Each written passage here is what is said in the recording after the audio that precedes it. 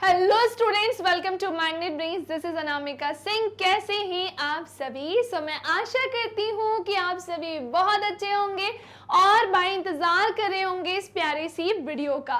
बात कुछ इस प्रकार से है कि क्लास 9th में हमने फिजिक्स का एक बहुत ही प्यारा सा चैप्टर स्टार्ट किया था जिसका नाम है मोशन, और मैंने इस चैप्टर का बहुत अच्छे से पूरा एक्सप्लेनेशन दे दिया है और हमारा वो वाला सेक्शन डन हो चुका है। एंड हाँ, चैप्टर के बीच में जो एग्जाम्पल्स थे वो भी मैंने आपको करा दिए, लेकिन चैप्टर के बीच के क्वेश्चंस अभी तक नहीं हुए। तो चलिए आज के इस प्यारे से वीडियो में हम शुरू करते हैं हमारे पाठ्यगत प्रश्न को। बाकी आज का सेशन स्टार्ट करने के पहले क्यों ना थोड़ी सी इंफॉर्मेशन, थोड़ी सी जानकारी हो जाए हमारे प्यारे से चैनल के बारे में।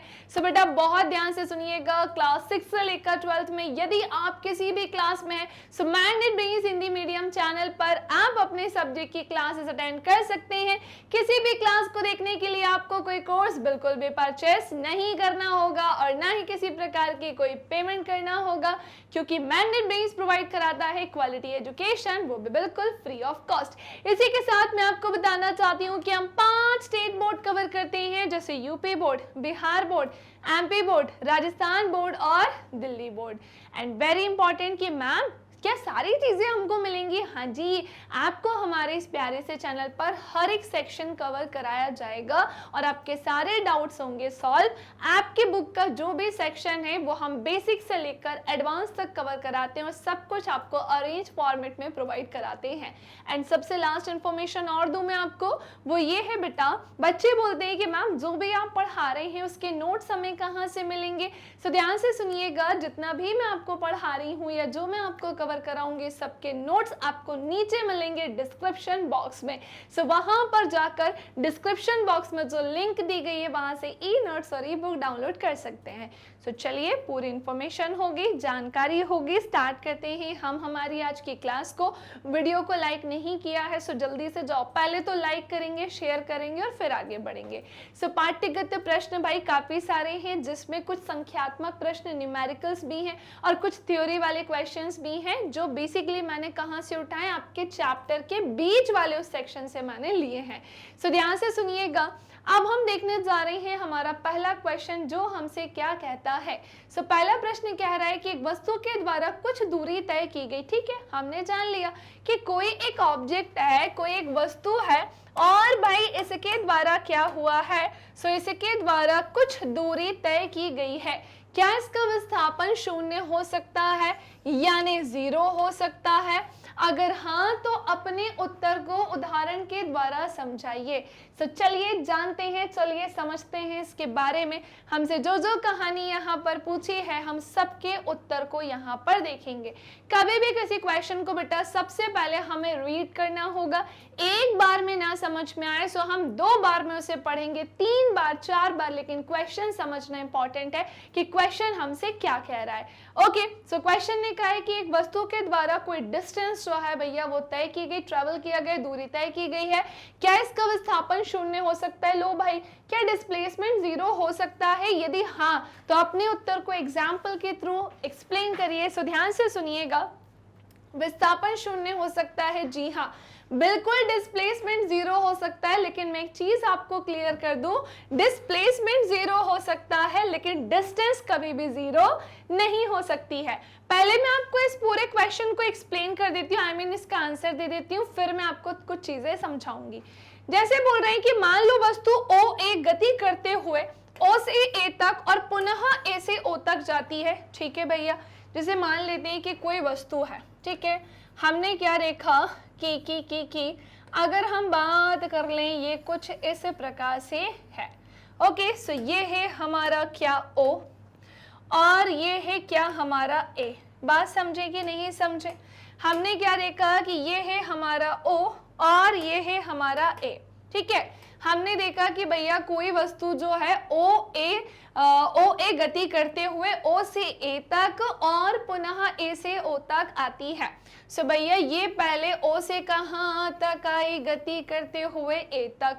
ठीक है, फिर A से गति करती हुई A से O तक जाती है। ठीक है, अगर ये ऐसा हो रहा है तो प्रारंभिक स्थिति और अंतिम स्थिति आपस में मिल जाती है, जिसके कारण विस्थापन क्या हो जाएगा, यहाँ पर शून्य। किसी व्यक्ति ने अगर किसी एक प्लेस से चलना शुरू किया है, किसी व्यक्ति ने, मान लो कि भैया एक चीकू नाम का लड़का था, उसने इस प्लेस से बेटा यहाँ पर चलना शुरू किया है और वापस से वो घूम फिर कर उसी प्लेस पर आ गया। सो यहाँ पर उसका विस्थापन कितना हो जाएगा, शून्य यानी कि 0। सो मैंने आपको ये एग्जाम्पल से बताया, और एग्जाम्पल से बताऊं, सुनो। आप यहाँ पर एक वृत्ताकार मार्ग भी ले सकते हो कि वस्तु वृत्ताकार मार्ग में चक्कर लगाती है, तब भी वस्तु का विस्थापन शून्य ही होगा। फॉर एग्जाम्पल मैं आपको बताती हूँ, जैसे हमने देखा ये है भैया एक पार्क, मान लेते हैं कि ये एक वृत्तीय पार्क है। हमने देखा कि चीकू नाम का एक लड़का है, उसने यहाँ से चलना शुरू किया, तो यहाँ से ये पूरा घूम फिर कर वापस उसी स्थान पर जब आएगा ना, सो इसका विस्थापन क्या हो जाएगा, सो ध्यान से सुनिएगा, वो शून्य यानी कि 0 ही होगा। अब आपको मैंने इसे तो समझा दिया कि एक वस्तु के द्वारा कुछ दूरी तय की गई और हमने जाना इसका विस्थापन शून्य हो सकता है। जी हाँ, बिल्कुल हो सकता है।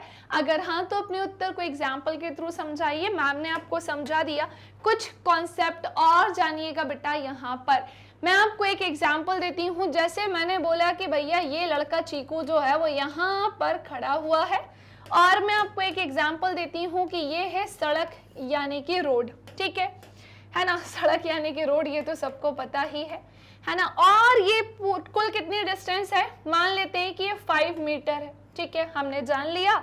मैंने चीकू से बोला कि भैया चीकू एक काम करो, अभी तुम यहाँ पर हो, चलकर जरा सड़क के उस कोने तक जाओ। चीकू ने मेरी बात मानी, उसने कहा ठीक है मैम, मैं आप जो बोल रहे हो मैम मैं वही करूंगा। अब मुझे बताओ, जब चीकू यहाँ से यहाँ पर गया तो इसने दूरी कितनी तय करी। सो आप क्या बोलेंगे कि मैम चीकू ने 5 मीटर की जो डिस्टेंस है वो कवर करी है। Okay done. अब मैंने आपसे बोला कि भैया इसने विस्थापन कितना तय किया। सो बेटा आप क्या कहेंगे कि मैम विस्थापन भी यहाँ पर 5 मीटर ही रहेगा, क्योंकि स्ट्रेट लाइन में डिस्टेंस और डिस्प्लेसमेंट ऑब्वियसली बातें इक्वल ही होंगे। सो रास्ता यहाँ पर सीधा है, स्ट्रेट लाइन हम दिख रही है। हमने देखा चीकू ने सीधे रास्ते पर चलना शुरू किया है, अंत में वो पहुंचा, दूरी भी उसकी 5 मीटर होगी और उसका विस्थापन भी 5 मीटर ही होगा। नाउ नेक्स्ट आते हैं। फिर मैंने आपसे बोला कि ठीक है, अच्छा इसको हम चेंज करते हैं। अब मैंने बोला कि कंडीशन थोड़ी सी चेंज। चीकू यहाँ से चलना शुरू किया था, यहाँ तक गया। अब मैं कह रही हूँ चीकू वापस से यहाँ पर आया है उसी प्लेस पर। अब मुझे बताओ कि बेटा दूरी क्या होगी। सो आप क्या कहेंगे, मैम 5 मीटर उसे जाने में उसने दूरी तय करी और 5 मीटर रिटर्न उसी प्लेस पर आने में। सो ऑब्वियस सी बात है उसने डिस्टेंस कितनी ट्रेवल की होगी, 10 मीटर की होगी। 5 मीटर जाना, 5 मीटर आना, डन। अब मैं आपसे बोलूंगी कि बेटा अब इसका विस्थापन क्या होगा। सो आप यहाँ पर विस्थापन क्या बताएंगे भैया, 0। डिस्प्लेसमेंट यहाँ 0 बताएंगे, जिस प्लेस से वो उसने चलना शुरू किया था घूम फिर कर वो उसी प्लेस पर आ गया। सो उसका डिस्प्लेसमेंट यानी विस्थापन भी क्या हो जाएगा, अंडा यानी कि 0 यानी कि 0। सो हमने यहाँ इसकी कहानी जान ली है। मैम ने आपको सब कुछ सच सच बता दिया है। मैम ने बता दिया दूरी और विस्थापन के बारे में। ओके, सो आई होप कि आपको अच्छे से समझ में आ गया होगा कि हाँ जी विस्थापन 0 हो सकता है। कुछ कंडीशन यहाँ बताई, कुछ यहाँ बताई, और अब तो चीजें क्लियर हो गई होंगी। नाउ नेक्स्ट आते हैं अब हम क्वेश्चन नंबर 2 के तरफ। सो ये है हमारा क्वेश्चन नंबर 2, जो एक संख्यात्मक प्रश्न है यानी कि न्यूमेरिकल क्वेश्चन है। सो चलिए आगे बढ़ते हैं। बट बेटा सबसे पहले आप ट्राई करेंगे आंसर देने की। क्या बोला है मैम ने आपसे कि आप ट्राई करोगे कि आप इसका आंसर दो। सो क्वेश्चन कुछ इस प्रकार से है कि एक किसान 10 मीटर की भुजा वाले एक वर्गाकार खेत की सीमा पर 40 सेकंड में चक्कर लगाता है। 2 मिनट 20 सेकंड के बाद किसान के विस्थापन का आपको क्या बताना है, परिमाण बताना है। तो ठीक है, बेसिकली एंड में हमें क्या बोला है, डिस्प्लेसमेंट यानी विस्थापन के बारे में पूछा है। ठीक है, हम बता देंगे, लेकिन वीडियो को पॉज करो, सॉल्व करो 2 मिनट के अंदर। 2 मिनट 5 मिनट मुझे पॉज करके रखना और फिर इसका आंसर देना। ठीक है, चलिए जब आंसर दे दो तो चलो अब मैं आपको इसके आंसर के बारे में बताती हूँ। बेटा न्यूमेरिकल क्वेश्चंस कैसे सॉल्व होते हैं मैंने कस्टम वीडियो में भी आपको बताया है, एक सेशन मैंने लिया था जहां पर मैंने मेनली बताया था कि फिजिक्स के न्यूमेरिकल्स हमें कैसे सॉल्व करने होते हैं। बहुत ज़्यादा इंपॉर्टेंट सेक्शन होता है बेटा, वो बहुत ज़्यादा इंपॉर्टेंट पार्ट होता है। कभी भी फिजिक्स के न्यूमेरिकल सॉल्व करने के लिए आपको उस क्वेश्चन को बार बार रीड करना होगा, 1 बार 2 बार 4 बार 10 बार भी कर लो, कोई प्रॉब्लम नहीं, किसे क्या ही पता चल रहा है। जब तक आपको खुद को श्योरिटी ना हो कि क्वेश्चन क्या बोल रहा है, कर ही नहीं पाओगे। हमसे मैथ्स भी क्या बोलती है कि आप मैथ्स तभी कर पाओगे जब क्वेश्चन समझ पाओगे, वरना पता ही नहीं है कि क्वेश्चन में क्या दिया है, क्या फाइंड करना है। सो बेसिकली हमारे पास क्या बोल रहे हैं कि एक 10 मीटर की भुजा वाले एक वर्गाकार खेत की, ठीक है, हमने देखा कि भैया एक वर्गाकार क्या है, खेत है। हमने देखा कि ये रहा हमारा ए बी, ये रहा हमारा B C, sorry A B B C कहाँ से आ गया, इसका हमने नाम दिया है ए, फिर हम देंगे इसे नाम बी, इसे नाम देंगे सी और इसे नाम देंगे डी। हमसे क्या बोला है कि इनकी भुजा कितनी है, सो भैया इनकी भुजा जो हो जाएगी वो है 10 मीटर, ये भी हो जाएगा हमारा 10 मीटर, ये भी होगा हमारा 10 मीटर, एंड वेरी इंपॉर्टेंट चंगो मंगो ये भी हो जाएगा हमारा 10 मीटर। जो क्वेश्चन ने बोला था मैम ने एज इट इज वही किया, मैम मन से कुछ नहीं करने वाले। मैम से बोल रहे थे कि भैया सुनो, क्वेश्चन ये बोल रहे हैं कि एक किसान 10 मीटर की भुजा वाले एक वर्गाकार खेत की सीमा पर 40 सेकंड में चक्कर लगाता है। इसका मतलब कि कोई व्यक्ति अगर यहाँ पर है, ठीक है ना, अगर किसान यहाँ पर है, मान लो उसने यहाँ से चलना शुरू किया, इस पूरे खेत को अगर कवर करके वो यहाँ पहुंचता है, सो इसे पूरा कवर करने में 40 सेकंड का समय लगता है, ठीक है, डन। हमसे कह रहे हैं 2 मिनट 20 सेकंड के बाद किसान के बाद विस्थापन का परिमाण क्या होगा, ठीक है, हमने समझ ली ना कहानी। हमने यहाँ पर लिखा समय, यानी कि हमारा जो टाइम है वो।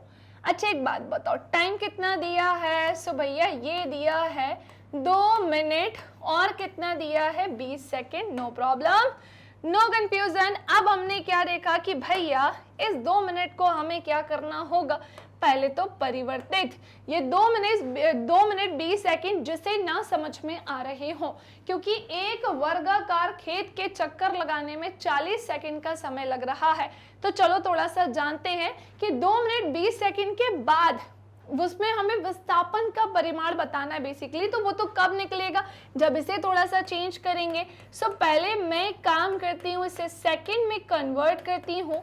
सो ये होगा हमारा 120 प्लस 20 और बेटा कितना हो जाएगा 140 सेकेंड। अब बात आती है कि हाँ जी मैम हमें समझ में आ गया, ये कितना है 140 सेकेंड, यानी कि 40 सेकेंड में एक, फिर 40 सेकेंड, फिर 40 सेकेंड और अंत में कुछ बच रहा है क्या? जी हाँ बच रहा है। आप सोच रहे होंगे कि मैम टोटल कितने चक्कर हुए। अच्छा आप कॉमन सेंस का यूज करो, 40 सेकेंड में अगर वो एक चक्कर पूरा कर रहा है वर्गाकार खेत का, सो 140 सेकेंड में कितने चक्कर पूरे करेगा? बेटा इसके लिए मैं यहाँ पर लिख रही हूँ चक्करों की संख्या। क्या लिख रही हूं बेटा मैं यहाँ पर? सो मैं यहाँ पर लिख रही हूँ चक्करों की संख्या। आप ध्यान से सुनिएगा, चक्करों की संख्या बोले तो हमने देखा कि टोटल मतलब हमने देखा 140 सेकंड ये है, सेकंड हटा देते हैं, और उसे एक चक्कर कंप्लीट करने में कितना समय लग रहा था? 40 सेकंड का। ठीक है, अब हम चक्करों की कुल संख्या निकाल देते हैं तो 2 दूनी 4, 2 सत्ते 14। अगर हम इसे कट करेंगे ना बेटा, अभी सुनो, अभी हम इसको इससे डिवाइड देते हैं, सो 2 तिया 6, फिर ये 1 बचेगा, पॉइंट लगा के 0 और ये होगा 5, और ऑब्वियस सी बात है ये क्रॉस हो जाएंगे, यानी हमें ये पता चला कि भैया 3.5 चक्कर लगेंगे। इसे कितने लगेंगे बेटा?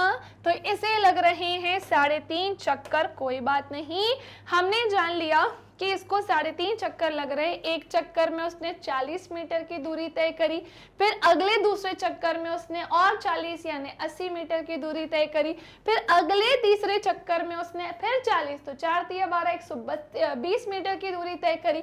एंड लास्ट अगर मैं बात करूं, फिर वो यहाँ से आया और वो यहाँ तक पहुंचा, इसने 20 मीटर की दूरी और तय करी।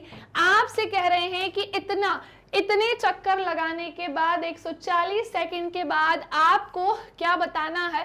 विस्थापन के बारे में बताना है, डिस्प्लेसमेंट के बारे में बताना है। तो ये तो आपकी दूरी ही निकल कर आई टोटल, समझे। डिस्प्लेसमेंट यहां से निकल कर आएगा, जिसके लिए बेटा मैं क्या करने वाली हूं, पाइथागोरस थ्योरम यहां पर लगाऊंगी ताकि हम इनके बीच क्या निकाल सके, डिस्प्लेसमेंट, विस्थापन। तो चलिए मैं यहां पर लगाने जा रही हूं एंगल ABC में पाइथागोरस थ्योरम।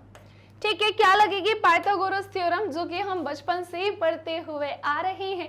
क्या होगी भैया, ये AC का square is equals to AB का स्क्वायर प्लस क्या हो जाएगा, BC स्क्वायर। अब हमने क्या किया, चीजों को पुट, AB हमारा है 10 स्क्वायर, ये हमारा है कितना 10 स्क्वायर, हमने देखा ये है हमारा 100, ये भी है हमारा 100, हमने जाना ये है 200। अब क्या मैम यही आंसर होगा, ना जी ना, बिल्कुल भी नहीं। हमने देखा कि यार ये 200 निकल कर आया, इसे सॉल्व करना होगा। तो यहाँ पर जो हमारी पावर थी उसको हटा के हमने यहाँ पर रूट लगाया, और बेटा जब आप इसका रूट निकालोगे ना तो ये 14.14 मीटर निकल कर आएगा, यानी कि बेटा यही इसका क्या होगा, करेक्ट आंसर। विस्थापन की अगर बात करेंगे तो वो 14.14 मीटर होगा, समझे।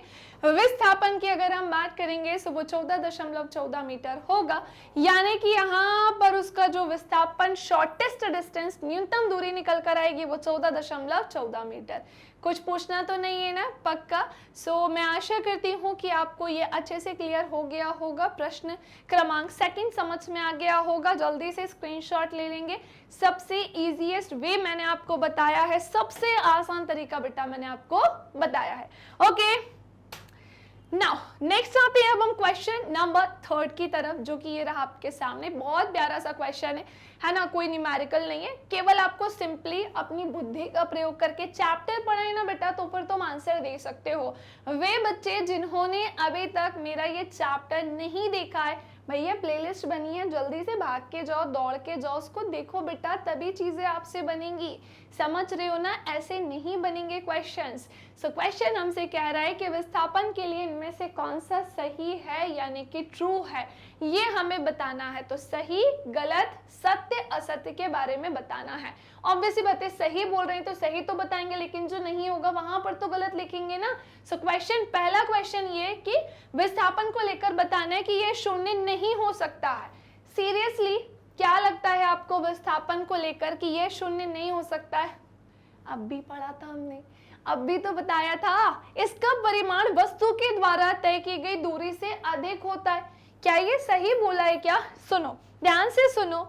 अगर मैं बात करूं विस्थापन की, मैं आपको एक चीज समझाती हूँ। पहली बात तो विस्थापन और दूरी है ना, दोनों में अंतर तो है।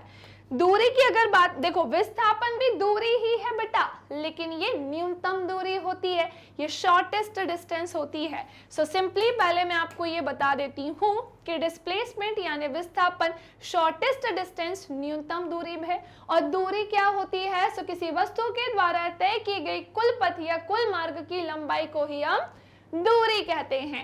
ओके, सो विस्थापन क्या हो गया हमारा, सो ये होगा बेटा हमारा शॉर्टेस्ट डिस्टेंस, यानी कि ये होगी हमारी न्यूनतम दूरी। शॉर्टेस्ट डिस्टेंस यानी क्या हो जाएगी, न्यूनतम दूरी।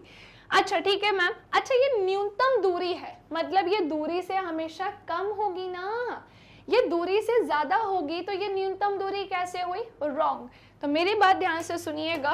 विस्थापन की अगर मैं बात करूं तो ये दूरी के बराबर हो सकता है, ये दूरी के बराबर हो सकता है, और दूरी से क्या हो सकता है बेटा, छोटा हो सकता है, लेकिन ये कभी दूरी से ज्यादा नहीं हो सकता है। विस्थापन बेटा पॉजिटिव भी होता है, विस्थापन बेटा नेगेटिव भी होता है, और ये जीरो भी होता है। बता दिया मैंने। सो विस्थापन को लेकर हमें सही बताना है, ये शून्य नहीं हो सकता है। तो भैया ध्यान से सुनो, गलत है ये चीज, शून्य हो सकता है, असत्य, गलत, विस्थापन शून्य हो सकता है, पहला पॉइंट डन। दूसरा पॉइंट कह रहे हैं कि इसका परिमाण वस्तु के द्वारा तय की गई दूरी से अधिक होता है। अगर ऐसा होगा तो ये न्यूनतम दूरी शॉर्टेस्ट डिस्टेंस कैसे होगा, नहीं हो पाएगा। तो ये भी क्या होगा, रॉन्ग, गलत। नहीं, किसी वस्तु द्वारा तय किया गया विस्थापन तय की गई दूरी अधिक नहीं हो सकता है। क्या बोला है, किसी वस्तु द्वारा तय किया गया विस्थापन तय की गई दूरी से अधिक नहीं हो सकता है। कोई कंफ्यूजन, कोई समस्या? चलिए, तो हमने जान ली कहानी कि भैया दूरी विस्थापन बराबर होंगे और विस्थापन दूरी से मतलब कंडीशंस होंगे उसकी भी कि हाँ दूरी और विस्थापन बराबर हो सकते हैं, लेकिन कभी भी विस्थापन दूरी से ज्यादा नहीं हो सकता है और विस्थापन धनात्मक, ऋणात्मक और शून्य सब हो सकता है। ओके, तो इसके अकॉर्डिंग दोनों ही चीजें यहाँ पर सेटिस्फाइड नहीं होती है, तो हमने देखा कि सही तो दोनों ही नहीं है, यहाँ पर ये गलत लिखे हैं। नाउ नेक्स्ट आते हैं अगले क्वेश्चन की तरफ। ठीक है, ये रहा अगला क्वेश्चन। हमारा पेज चेंज हुआ है, पेज नंबर चेंज हुआ है। सो अगला क्वेश्चन है, चाल और वेग में अंतर बताइए। सो भाई मजा आ रहा है कि नहीं आ रहा है, पहले तो आप मुझे कमेंट सेक्शन में बताइए कि जितना भी अभी मैं आपको पढ़ा रही हूँ वो सारी की सारी चीजें आपके यहाँ पर छप रही हैं, बैठ रही हैं, हाँ या ना, सब समझ में आ रहा है। तो चलिए आते हैं हम हमारे पहले क्वेश्चन की तरफ। और हाँ, कमेंट सेक्शन में बताना है, और जिन्होंने भी अभी तक इस प्यारी सी वीडियो को लाइक नहीं किया है, लाइक करना, शेयर करना मत भूलना। सो वेग और चाल में डेफिनेटली डिफरेंस होता है। सिंपली मैं आपको पहले भी बता चुकी हूँ जब मैंने सेशन आपको पढ़ाया था, जिसे बेटा दूरी और विस्थापन में अंतर होता है वैसे ही चाल और वेग में भी अंतर होता है।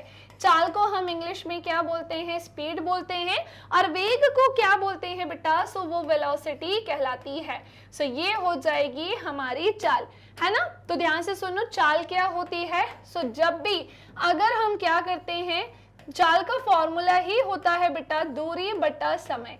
आपके पास अगर कोई दूरी हो तो हम, और समय हो, जब भी कोई व्यक्ति कोई दूरी तय करेगा सो किसी समय में ही तो करेगा ना, किसी निश्चित समय अंतराल में ही कर रहा होगा। तो अगर कोई दूरी निश्चित समय में या उसके द्वारा तय किए गए समय में तय होती है ना, मतलब बेसिकली चाल की बात करें तो इसको फाइंड करने के लिए दो चीजें चाहिए, दूरी और क्या चाहिए, समय चाहिए, है ना। तो अगर डिस्टेंस पता हो और उसके वो डिस्टेंस कवर करने में कितना टाइम लगा है वो पता हो, सो हम यहाँ से स्पीड फाइंड कर सकते हैं। दैट्स इट, ये मैंने इजी वे में आपको समझाया। ओके, नेक्स्ट आते हैं फिर मैम वेलोसिटी क्या होती है। तो सुनो, वेलोसिटी क्या होती है। सो भैया वेलोसिटी को हम हिंदी में क्या बोलते हैं, वेग बोलते हैं। क्या बोलते हैं, वेग बोलते हैं। वेलोसिटी क्या होती है बेटा, विस्थापन बटा समय होती है। वेलोसिटी क्या होती है, सो वो होती है विस्थापन बटा समय, डिस्प्लेसमेंट अपॉन में टाइम। तो हमने देखा कि वेलोसिटी के लिए दूरी तो चाहिए, लेकिन कैसी चाहिए बेटा, न्यूनतम दूरी, शॉर्टेस्ट डिस्टेंस को अगर हम टाइम से डिवाइड करते हैं सो हम क्या फाइंड कर सकते हैं, वेलोसिटी। पहली बात समझ में आई। ओके, अब क्वेश्चन ये उठता है कि मैम ये अदिश राशि है या सदिश राशि है। तो सुनो, अगर यहाँ पर दूरी की बात आ गई है तो ध्यान से सुनना, ऐसे भी आप समझ सकते हो, ये डायरेक्टली भी ध्यान रख सकते हो कि भैया इसके लिए जो दूरी है वो ऑब्वियस सी बात है, कोई दूरी के लिए हमें कोई दिशा की आवश्यकता तो होती नहीं है, यानी कि ये कौन सी राशि हो जाएगी बेटा, अदिश राशि। वहीं पर अगर मैं वेलोसिटी वेग की बात करती हूँ तो यहाँ पर दिशा के साथ साथ क्या चाहिए, परिमाण भी चाहिए, यानी ये कौन सी राशि होगी बेटा, सदिश राशि। सो हमने जान लिया कि दूरी यानी डिस्टेंस जो है वो अदिश राशि है ना, और विस्थापन कौन सी राशि होती है, सदिश, जिसके आधार पर हमने जाना कि भैया स्पीड और वेलोसिटी, स्पीड भी कौन सी राशि होगी, अदिश, और वेलोसिटी कौन सी राशि होगी, सदिश। एक और लास्ट इंपॉर्टेंट चीज, फिर सीधे मैं निष्कर्ष की तरफ आऊंगी, इसकी एसआई यूनिट भी मीटर पर सेकंड होती है, और बेटा इसकी एसआई यूनिट भी मीटर पर सेकंड ही होती है। चलिए थ्योरी की तरफ आते हैं।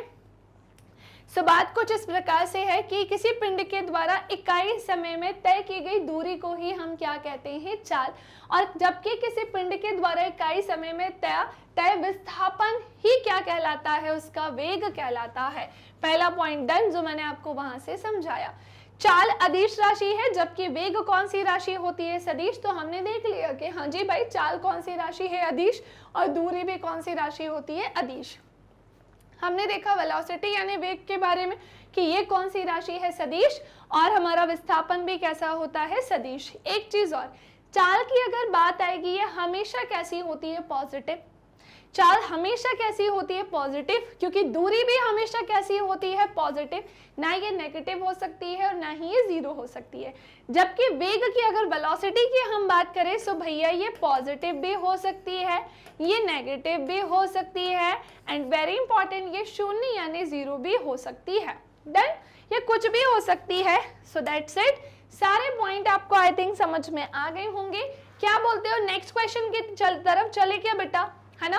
तो देखो हमने भी जब स्कूलिंग की थी ना, लिटरली जैसे मेरे नेबर्स से कई सारे छोटे छोटे बच्चे हैं जो 9th 11th 12th में हैं, तो मैं उन लोगों से हमेशा यही कहती हूँ कि बेटा सच में मैग्नेट ब्रेन्स चैनल से पढ़ो, हम आपका एक एक सेक्शन करवा रहे हैं।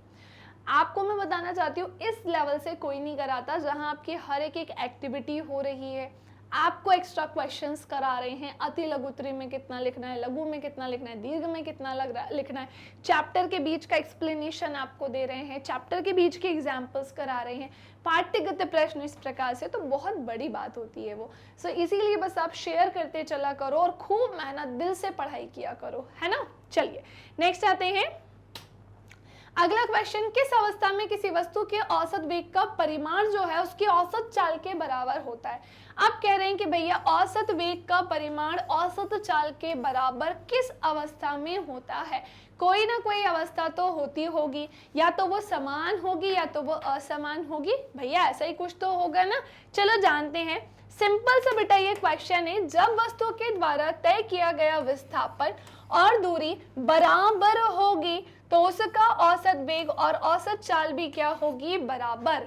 सिंपली हमसे कह रहे हैं कि भैया जब विस्थापन यानी कि बेटा डिस्प्लेसमेंट और अगर हम बात करते हैं डिस्टेंस यानी कि दूरी, ये दोनों कैसे होंगे, इक्वल यानी कि बराबर, तो वही कंडीशन में हम बोल सकते हैं कि यार जो उसका औसत वेग और औसत चाल है ये भी कैसे होंगे, इक्वल, बराबर। लेकिन मैम ये कौन सी कंडीशन हो सकती है, तो ध्यान से सुनो। ये तभी संभव है जब वस्तु सीधी रेखा में और एक ही निश्चित दिशा में गति कर रही हो। क्या बोल रहे हैं, ये तब ही संभव है जब वस्तु सीधी रेखा में और एक ही निश्चित दिशा में गति कर रही हो। अरे अभी थोड़ी देर पहले ही तो बताया था चीकू का एग्जाम्पल लेकर कि चीकू अगर एक सरल रेखा में या सीधी सड़क पर चल रहा है तो हमने जाना था कि दूरी और विस्थापन दोनों ही चीजें वहां पर क्या थी, इक्वल यानी कि समान। सो वहीं से ही आप समझो जो हमें यहाँ पर पूछा जा रहा है। इसीलिए मैं कहती हूँ कि एक ही क्वेश्चन में इतनी चीजें पढ़ लेते हैं कि आगे घुमा फिरा के कुछ भी आए हम आसानी से उसका आंसर दे सके।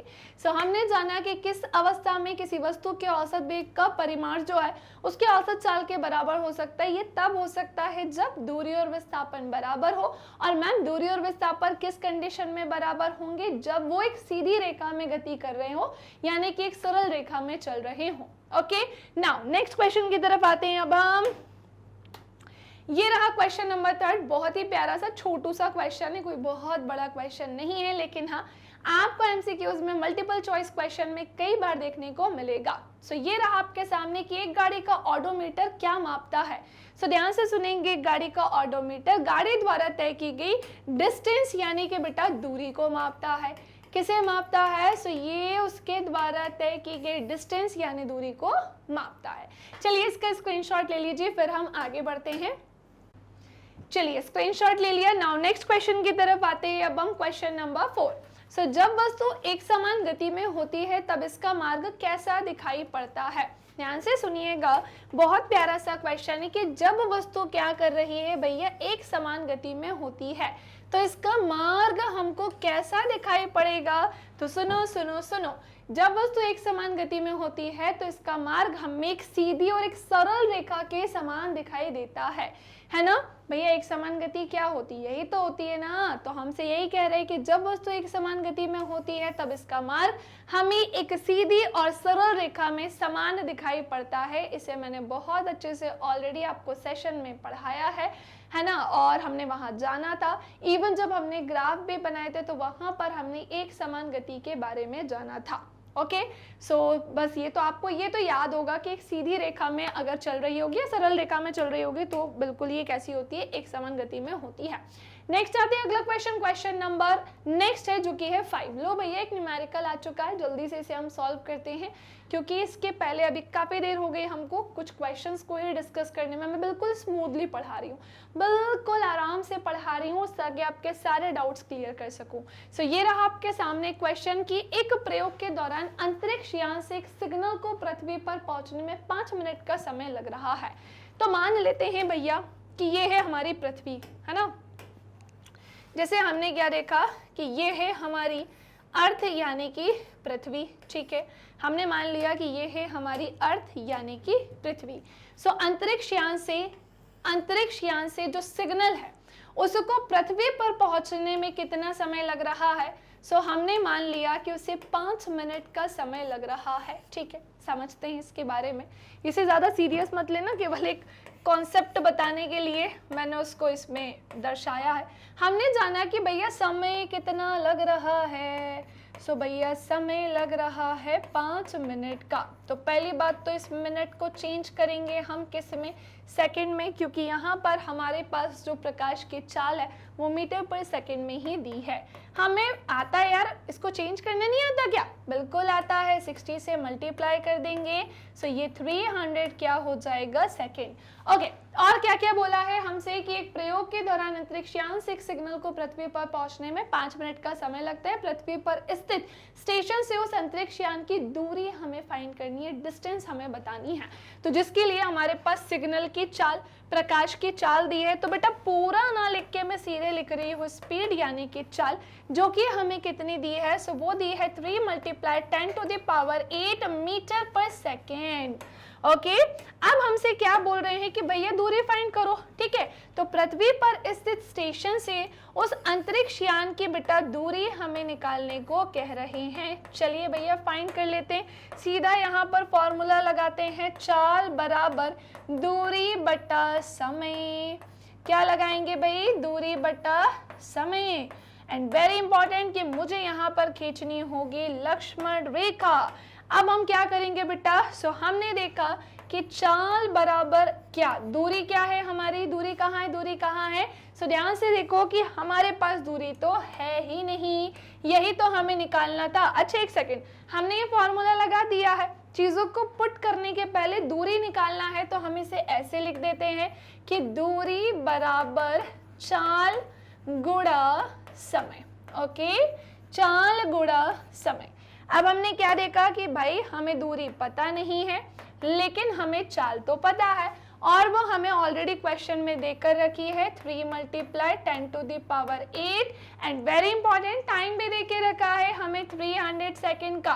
बेटा इसे थोड़ा इजी वे में भी लिख सकते हैं। कैसे लिख सकते हैं, क्या मैं इसे ऐसे लिख सकती हूँ क्या कि 3 × 10⁻²। एक ही तो बात है, 10⁻² मतलब क्या होता है 100, और वही हमने 3 को अलग कर दिया, 100 को 3 से मल्टीप्लाई करेंगे। सो 300 ही तो आना है। बस क्वेश्चन थोड़ा इजी हो जाए, दैट्स व्हाई मैंने इसे ऐसे लिखा है। अब बात आती है कि मैम और क्या करना है, तो सुनो सुनो सुनो, हम एक काम करते हैं, इन दोनों का मल्टीप्लाई करते हैं, 3 3 9 एंड 10⁻, ये क्या होगा, दोनों को ऐड कर देंगे 10 मीटर। इसका करेक्ट आंसर आएगा, ठीक है। यही इसका क्या होगा, करेक्ट आंसर होगा। लेकिन अगर क्वेश्चन इसमें इसी को हम किलोमीटर में कन्वर्ट करना चाहें सो बेटा कैसे करेंगे, इसके लिए आपको क्या करना होगा, सो इसके लिए हमें करना होगा, इसको ऐसे लिखेंगे 9 × 10⁻10 अपॉन में 1000 से हमें इसे डिवाइड करना होगा, ठीक है भाई। कर देंगे, किलोमीटर में भी चेंज कर देंगे, इतनी कोई बड़ी बात थोड़ी है।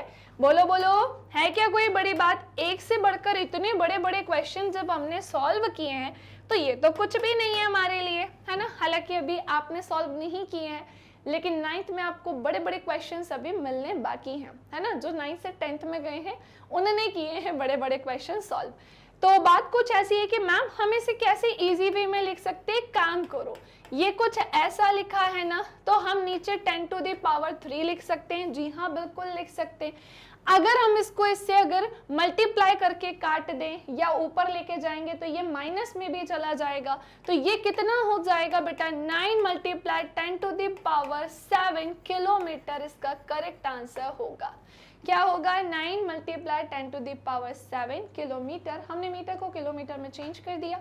सो हमारा आंसर ये भी निकल कर आ रहा है और ये भी निकल कर आ रहा है, दोनों ही चीजें क्या है सही है। नाउ नेक्स्ट क्वेश्चन की तरफ बढ़ते हैं। अब हम ये हो गया हमारा फिनिश। अगला क्वेश्चन आपके सामने, आप किसी वस्तु के बारे में, है ना, आप किसी वस्तु के बारे में कब कहेंगे कि वो एक समान त्वरण से गति में है या फिर वह असमान त्वरण से गति में है। सिंपल सा है बेटा, यहाँ पे मैं आपको समझाती हूँ कि एक समान त्वरण, देखो त्वरण की अगर हम बात करेंगे तो ये दो प्रकार से गति करता है। एक तो ये करता है बेटा एक समान रूप से, है ना, एक समान रूप से, और दूसरा ये कैसा करता है, सो ये करता है भैया असमान रूप से। एक समान असमान दोनों ही रूप से करता है। सो जब किसी वस्तु का वेग यानी कि उसकी वेलोसिटी एक समान दर से परिवर्तित तो होती है, बिल्कुल सही कहा है, चेंज तो हो रही है लेकिन एक समान दर से हो रही है, तो वस्तु एक समान त्वरण में गति करती है। तो ध्यान से सुनिएगा, जब भी कोई वस्तु, है ना, अगर वो समान वेग से, है ना, समान वेग से बेटा समान दूरी तय करेगी, समान वेग से समान दूरी तय करेगी, तो यहीं से ही हम क्या निकाल पाएंगे, एक समान त्वरण। और जब भी कोई वस्तु असमान वेग से असमान वेग से असमान दूरी तय करती है, क्या बोला है, असमान, अच्छा दूरी क्यों भाई, असमान समय, सॉरी समान समय में, और ये क्या होगा, सो यहाँ पर भी क्या होगा, समान समय। बिल्कुल, दूरी क्यों आ रहा है यहाँ पर, तो हमने क्या देखा कि जब भी कोई वस्तु समान वेग में समान समय में समान वेग से चलेगी तो वही उसका क्या होगा, एक समान त्वरण होगा। और जब भी कोई वस्तु समान समय में असमान वेग से चलेगी यानी उसकी वेलोसिटी कुछ असमान ही होगी, घटने बढ़ने दोनों को ही लेकर, तभी हम उसे क्या कहेंगे, असमान त्वरण कहेंगे। डन। तो हमारी कहानी हो गई है कि जब किसी वस्तु का वेग एक समान दर से परिवर्तित होता है तो वस्तु एक समान त्वरण में गति होती है, और जब किसी वस्तु का वेग समान दर से त्वरित नहीं होता है तो वस्तु असमान त्वरण से गति में होती है। डन। नाउ नेक्स्ट आते हैं। ये रहा अगला क्वेश्चन कि एक बस की गति भैया 5 सेकंड में 80 किलोमीटर पर आवर से वो डिक्रीज होकर, इंक्रीज नहीं डिक्रीज यानी घटकर 60 किलोमीटर पर आवर हो जाती है, तो इसका एक्सेलरेशन क्या होगा यानी कि त्वरण क्या होगा। चलो भैया आते हैं इसको फाइंड करने की तरफ। उत्तर हमारे सामने ये है ही। देखो भाई, जो जो चीजें पहले लिखी है आप भी लिख दो। हमारे सामने क्या क्या लिखा है, तो हमने देखा कि हमें दिया है भैया टाइम, ठीक है, हमने लिखा है यहाँ पर टाइम, और थोड़ा सा जल्दी सॉल्व करूं मैं क्योंकि समय हमारे पास कम है, बहुत बड़ा वीडियो मैं आपके लिए नहीं बनाना चाहती हूं। सो टाइम हमारा 5 सेकंड का हो गया। इसी के साथ इनिशियल वेलोसिटी बेटा प्रारंभिक वेग कितना होगा, 80 किलोमीटर पर आवर, और फाइनल वेलोसिटी हमारी कितनी होगी, 60 किलोमीटर पर आवर। हमने देख लिया कि सब है, लेकिन एक समस्या है कि अगर टाइम सेकंड में दिया है और ये हमारी वेलोसिटी दोनों दी है वो किलोमीटर पर आवर में। चलो इसे चेंज करें। चलो चलो बेटा ऐसे ही चेंज करना होगा। हमेशा क्वेश्चन में ध्यान रखना जो चीजें गिवन है वो मैच हो भी रही है कि नहीं। आप यहाँ पर क्या निकालने जा रहे हो, एक्सेलरेशन त्वरण जिसकी यूनिट होती है मीटर पर सेकंड स्क्वायर, लेकिन भैया यहाँ पर आपको जो वेलोसिटी ही दी है, दोनों वेग दिए हैं किलोमीटर पर आवर में दिए हैं। चलो चेंज करते हैं। हमने देखा 80 मल्टीप्लाई 5/18 एंड 60 मल्टीप्लाई 5/18। इसको हम सॉल्व करते हैं। 2 9 2 4 फिर और कट सकता है क्या, नहीं, तो ये कितना होगा 200/9। ये कटेगा क्या, नहीं कट रहा है, ये यहाँ तक कटा और ये ऐसा गया, यानी ये क्या होगा 50/9 मीटर पर सेकेंड, एंड यस मीटर पर सेकेंड। नाउ अब हमें क्या फाइंड करना है, सो हमें फाइंड करना था एक्सेलरेशन। चलिए हम इसका सीधे फॉर्मूला लगाते हैं, v माइनस यू अपॉन में बेटा t हो जाएगा। हमने देखा हमारे पास v कितना दिया है, सो वो है हमारा 50/9, और हमारा u कितना दिया है, सो u हमारा दिया है 200/9। है ना। अच्छा एक चीज और, ये 9 क्यों होगा, ये तो 3 होगा। चलो तो हमने क्या देखा कि ये हमारा क्या दिया है 50/3 एंड 200/9। अब हम क्या करेंगे एलसीएम, लेकिन टाइम पे तो लिखो, समय कितना है 5 सेकंड का। ओके अब मुझे यहाँ पर थोड़ी सी क्या रेखा वेखा खींच दूं, मैं ऐसे कर देती हूँ। ओके तो हमने क्या देखा कि भाई इसे सॉल्व करने के लिए तो हमें एलसीएम लेना होगा। पहले ऊपर का एलसीएम लेते हैं, तो 9 और 3 का एलसीएम मैं आपको बता दूं भैया 9 ही आता है, जिसे नहीं निकालना आता है ऐसे ही निकालते हैं। 3 1 3, 3 3 9, और हम इसे कुछ ऐसे करेंगे। सो हमारा ये एलसीएम कितना निकल कर आएगा 3 3 9। अब 3 को अगर हम इससे डिवाइड करेंगे, 9 को 3 से डिवाइड करेंगे तो 3 बार में जाएगा, और 5 दिया कितना होता है 15, यानी ये क्या होगा 150 होगा। 9 को 9 से डिवाइड करेंगे 1, और ऊपर कितना हो जाएगा ये 200 तो है ही, अपॉन में अभी भी 5 है ना। अब आपको अगर ये सॉल्व करना आता हो तो सुनो, ये आपके पास 200 बड़ा है और माइनस में है। अगर हम इससे इसको माइनस करते हैं तो ये -50, और नीचे की गलती से भी ये 5 उठा के ऊपर लेके मत चले जाना भैया, ऐसे सॉल्व नहीं होगा, ये नीचे मल्टीप्लाई होंगे, और ये कितना होगा 45, 5 एकम 5 0 और 5 नाम 45, यानी कि हमारा एक्सेलरेशन यहाँ पर कितना आएगा -10/9 मीटर पर सेकेंड स्क्वायर। क्या निकल कर आएगा -10/9 मीटर पर सेकेंड स्क्वायर। यही इसका क्या है बेटा करेक्ट आंसर है। ध्यान रखना इस बार एक्सेलरेशन, इसमें एक्सेलरेशन किस पे है माइनस में दिया है, कारण क्या है तो वो मैंने आपको बता दिया।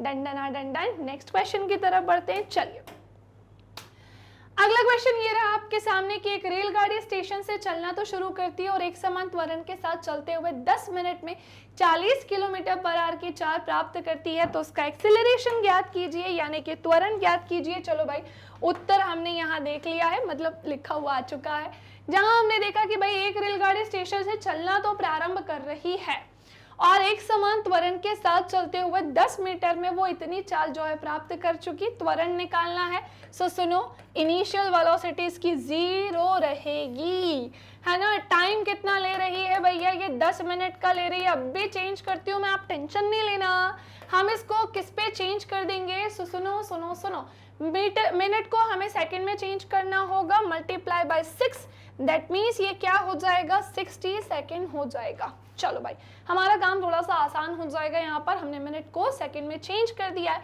10 मिनट की अगर हम बात करेंगे, अच्छा ये कितना होगा 600 सेकेंड ये होगा, ठीक है, क्योंकि 10 मिनट में हमें सेकंड में कन्वर्ट करना है तो 6 में क्यों करेंगे 60 में करेंगे। नाउ नेक्स्ट आते हैं, बी हमारा कितना दिया है भैया 40 किलोमीटर/आवर। चेंज करो इसे, ये तुम्हारे पास सेकंड में दिया है, निकालना तुम्हें एक्सेलरेशन त्वरण है, ये तुम्हारा किलोमीटर/आवर में है, इसे हम चेंज करेंगे। सो 40 × 5/18, हमने देखा भैया 2 इनाम क्या होता है 18, 2 दूनी 4 0 और 5 दूनी 10, यानी कि ये क्या होगा 100/9 होगा। क्या हो जाएगा, सो यस ये हो जाएगा हमारा 100/9। अब हम यहाँ से एक्सेलरेशन फाइंड करना चाहते हैं, फॉर्मूला लगा देते हैं v - u/t। अब हमने क्या देखा, v कितना है हमारे पास 100/9 माइनस u कितना है 0, एंड वेरी इंपॉर्टेंट टाइम कितना है हमारे पास 600 सेकेंड।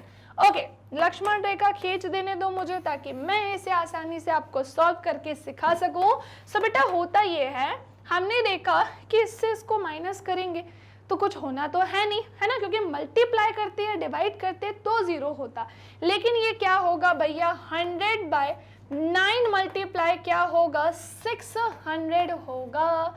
अब इसको इससे उड़ा दो और हम क्या करने जा रहे हैं, तो हमने देखा फिर 9 छंग क्या हो जाएगा 54, कितना हो जाएगा, सो ये 9 छंग क्या हो जाएगा 54 हो जाएगा। 9 × 18 9 × 27 9 × 36 9 × 5 45 9 छंग 54, ठीक है। अब हमारा क्या निकल कर आया बेटा, ये एक्सीलरेशन निकल कर आया है, त्वरण निकल कर आया है, ये मीटर/सेकंड स्क्वायर होगा। ध्यान से सुनो, या तो आप डायरेक्ट बेटा ये भी आंसर बता सकते हो, या तो आप इसे सॉल्व करोगे सो पॉइंट में आंसर आएगा, वो भी आपका आंसर हो सकता है। दोनों ही चीजों में आपका आंसर हो सकता है। आप चाहो तो इसे और सॉल्व कर सकते हो, डिवाइड करोगे पॉइंट में आंसर आएगा, वो भी आंसर लगा देना, ठीक है ना। कोई कंफ्यूजन तो नहीं है, 0.00 कुछ में आएगा, 0 8 करके कुछ में आएगा, लेकिन अब आप भी डिवाइड करके देख लीजिएगा। मैंने इसे यहाँ तक सॉल्व कर दिया है। क्वेश्चन नंबर 3 डन होता है। यहाँ पर त्वरण निकालने को बोला था और पॉजिटिव आया, नेगेटिव नहीं आया है। नाउ नेक्स्ट की तरफ आते हैं अब हम। अगला क्वेश्चन है हमारे पास, किसी वस्तु के एक समान व असमान गति के लिए समय दूरी ग्राफ की प्रकृति क्या होगी। अच्छा, एक चीज और, हमसे दोनों ही कंडीशन में पूछा है, एक समान और असमान दोनों ही गति के लिए समय दूरी ग्राफ हमें बनाना है। सो बेटा ग्राफ हमेशा ऐसे बनता है ना, ध्यान रखिएगा। ये हमारा क्या होगा, एक्स अक्ष होगा, और बेटा ये हमारा क्या होगा, वाई अक्ष होगा। ठीक है, और हमने देखा कि भैया अब हमसे कह रहे हैं कि एक समान गति और असमान गति दोनों के लिए अगर हम समय दूरी ग्राफ की प्रकृति के बारे में बात करें तो क्या होगा। तो मैंने इसे यहाँ से उठाया है। पहली बात तो इसे थोड़ा छोटू कर लेते हैं, दूसरी बात इसे कॉपी कर लेते हैं और यहाँ पर पेस्ट कर लेते हैं, है ना। तो मैंने इसे और यहाँ पर लेकर आ जाती हूँ। ध्यान से सुनिएगा, एक समान गति और असमान गति में क्या डिफरेंस होता है। जब भी समय के साथ अगर हम बात करते हैं, दूरी कैसी हो, समान हो, है ना। मान लो ये भी कैसा हो, समान हो, और ये भी कैसा हो, समान हो, तो आपका ग्राफ ना एक समान गति में ऐसे स्ट्रेट लाइन में जाएगा, समझ रहे हो। और जब भी आपका समय यहाँ पर समान हो और वहीं अगर हम दूरी की बात करें वो असमान हो, जैसे मान लो कि ये कोई व्यक्ति है, वो 1 सेकंड में 10 मीटर की दूरी तय कर रहा है, अगले 2 सेकंड में वो कर रहा है कितनी, थोड़ा सा मुझे इसको क्या करना होगा, रुको मैं थोड़ा सा चेंज करके बताती हूँ इसे, है ना। है सही वो, लेकिन मुझे गैप चाहिए थोड़ा सा, जिसके लिए मैं ये भी तो कर सकती थी। रुको हम ऐसा भी तो कर सकते थे। चलो ये तो पूरा ही चला गया, जाने दो। मैं आपको एक और बना के बताती हूँ। बस मुझे एक छोटी सी लाइन जगह चाहिए थी बीच में। पता है कैसी जगह चाहिए थी, इधर देखो, ये हमारा एक्स अक्ष होगा और ये हमारा वाई अक्ष है। अगर मान लेते हैं कोई व्यक्ति, उसने 1 सेकंड का समय लिया, 10 मीटर की दूरी तय करी। मान लेते हैं उसने 2 सेकंड का समय लिया और उसने 40 मीटर की दूरी तय करी, है ना। अब मान लेते हैं उसने 3 सेकंड का समय लिया और फिर उसने 50 मीटर की दूरी तय करी। मुझे बताओ ग्राफ कैसा जाएगा। सो ऑब्वियस सी बात है, हमारा जो ये ग्राफ बन रहा है ना, वो कैसे जा रहा है, ध्यान से सुनिएगा। ये आपका ग्राफ कुछ ऐसे जाएगा, यूं करके जा रहा है, समझ रहे हो ना। बिल्कुल एक्यूरेट नहीं बना है, लेकिन समझ जाओ कि ये सीधी रेखा में नहीं जा रहा है, ये तो ऊपर के साइड जा रहा है। तो हमने नोटिस किया कि अरे भाई ये तो दिक्कत है, हमारा ग्राफ ये जो ऊपर के साइड जा रहा है ये तो गड़बड़ कर रहा है। क्यों? क्योंकि ये असमान गति है, इसकी गति समान ही नहीं है। पहले 10 थी, फिर 40 हुई, फिर ये 50 मीटर की दूरी तय करी, तो ये असमान गति में जाता है। एक्चुअली क्या है कि मैंने हाथ से बनाया ना, तो ये पूरा मैच आपको नहीं दिख रहा होगा, लेकिन आपको मैंने पढ़ाया हुआ है असमान गति में ऐसा ऐसा होता है। असमान गति में आपको भी पता है कि ग्राफ नीचे भी आ सकता है। हमने ये त्वरण के टाइम जाना था, जिसे हम नेगेटिव एक्सेलरेशन, रिटार्डेशन या मंदन के नाम से भी जानते हैं। खैर, यहाँ पर आते हैं, हमने इस ग्राफ के बारे में जाना कि किसी वस्तु के एक समान और असमान गति के लिए समय दूरी ग्राफ। तो भैया ये रहा हमारी दूरी और ये रहा हमारा समय, जिसके लिए हमने देखा कि ग्राफ हमारा कुछ इस प्रकार से बनेगा। जिसको ये ना समझ में आया हो तो सुन लो। मान लो किसी व्यक्ति ने 1 सेकंड का समय लिया, 10 मीटर की दूरी तय करी, 2 सेकंड का समय लिया, 10 मीटर की दूरी तय करी, 3 सेकंड का, 4 सेकंड, 5, 6, लेकिन भैया ये 10 मीटर की दूरी ही तय करते रहा। तो कुछ इस प्रकार से इसका क्या बनेगा, ग्राफ बनेगा। रफली थोड़ा सा बनाया है। किसी वस्तु के एक समान गति के लिए समय दूरी ग्राफ एक सरल रेखा पर प्राप्त होता है, कुछ ऐसे, जबकि असमान गति के लिए समय दूरी ग्राफ एक सरल रेखा प्राप्त नहीं होता। ग्राफ किसी वक्र के रूप में प्राप्त होता है, थोड़ा सा तिरछा सा, टेढ़ा सा ये होता है। ओके, नाउ नेक्स्ट आते हैं। किसी वस्तु की गति के विषय में आप क्या कह सकते हैं, जिनका दूरी समय ग्राफ समय अक्ष के समानांतर एक सरल रेखा में हो। सिंपली वो हमसे ये कह रहे हैं कि अगर हम देखें, मजा आ रहा होगा ना आप लोगों को ये सारे क्वेश्चन करके। ये बेटा हमारा एक्स अक्ष होगा और ये हमारा क्या होगा, वाई अक्ष होगा। हमने देखा, हमने जाना क्या, ये ऐसा लेते हैं, इसको ऐसा, टाइम, अब मैं गैप ना थोड़ा सा ऐसा रखती हूँ, करके रखती हूँ भैया। 1 सेकंड का समय, 2 सेकंड का, 3 सेकंड का, और मान लेते हैं 4 सेकंड, है ना। और ये हमारी क्या है भैया, समय।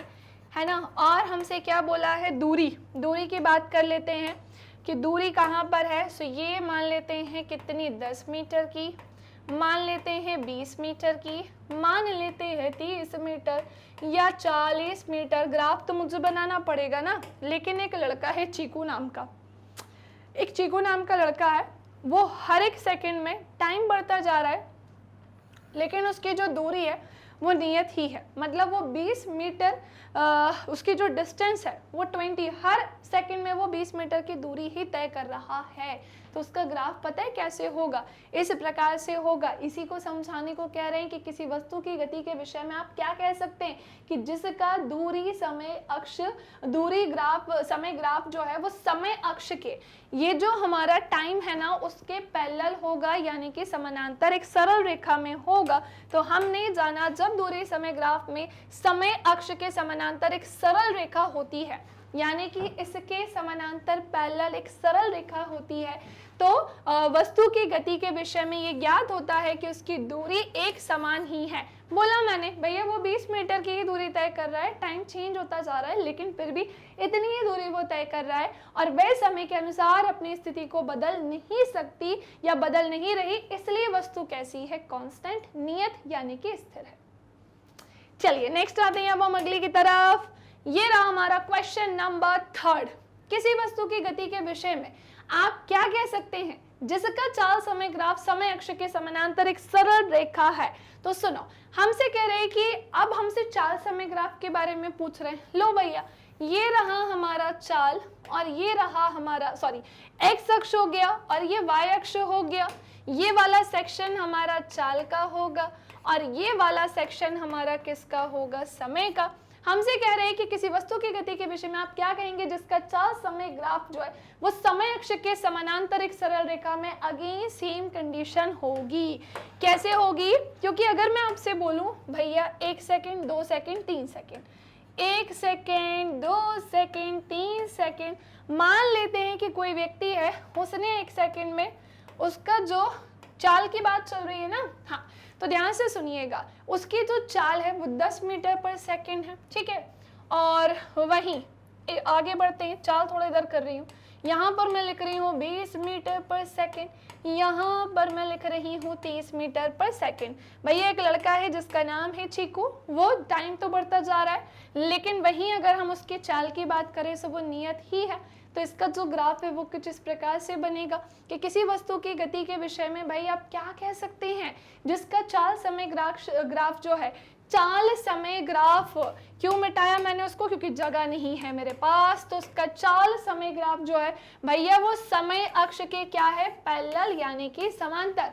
तो ये हमें बताता है कि जब चाल समय ग्राफ में समय अक्ष के समानांतर एक सरल रेखा होती है, जो कि है एक सरल रेखा ही है, और ऊंचाई में कोई अंतर नहीं होता है, तो यह स्पष्ट होता है कि वस्तु एक समान वेग से गतिमान है।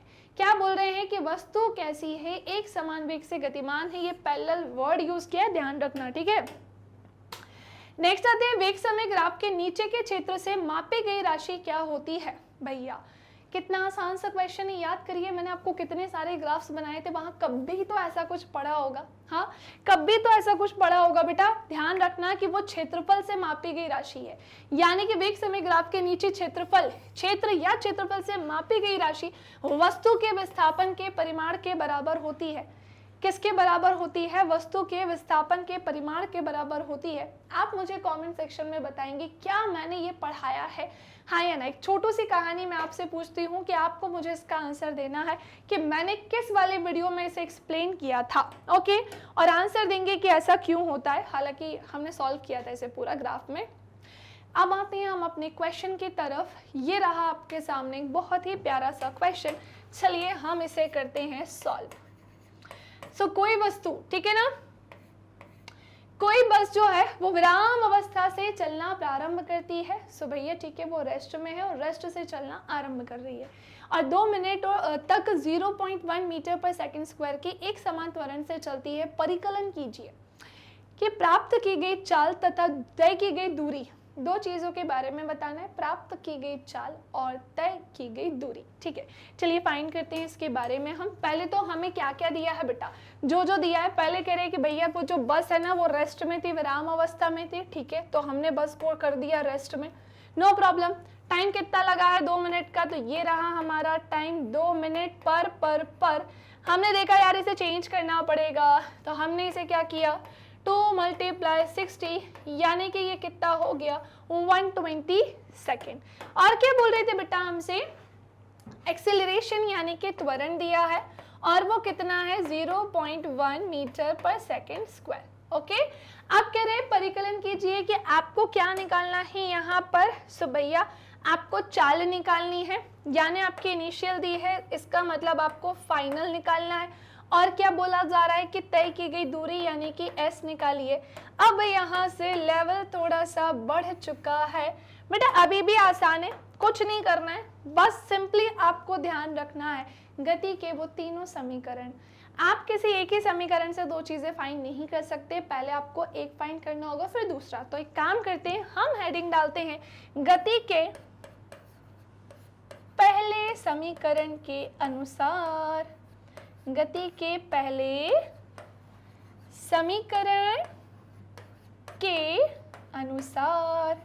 हमने हेडिंग डाल दी है गति के पहले समीकरण के अनुसार, और हमने जाना कि वो क्या होता है। सो वो होता है v = u + at, और हमने जाना v तो हमें भैया पता ही नहीं था, u हमें पता है जो कि 0 है। एक्सेलरेशन त्वरण हमारे पास कितना है, 0.1 है, और टाइम कितना दिया है, हमें दिया है भैया वो 120 सेकेंड।